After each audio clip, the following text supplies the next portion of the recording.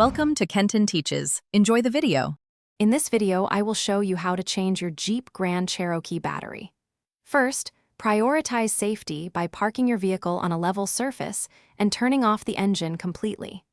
Next, gather your necessary tools, including a 10mm socket for the terminals and a 13mm deep socket for the battery hold-down bracket.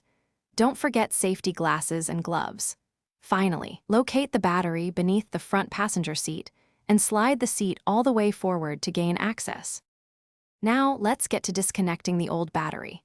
Begin by gently lifting the floor panel to reveal the battery. Always disconnect the negative or black battery cable first using your 10mm wrench.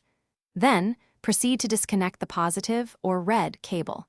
Make sure both cables are safely out of the way.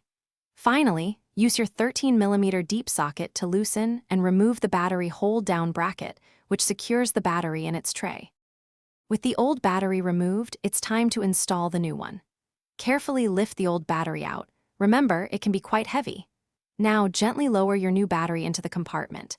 Many Grand Cherokees use an H7 size battery, often with 850 cold cranking amps. Connect the positive or red battery cable first, ensuring it's tight. Then, connect the negative or black cable, making sure it is also secure. To complete the process, reinstall the battery hold-down bracket and ensure it is firmly tightened, keeping the battery in place. Carefully replace the floor panel and slide the passenger seat back.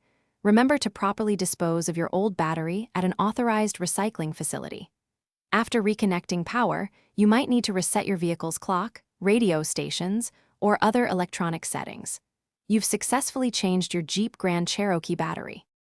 Thanks for watching. Please subscribe if this video was helpful.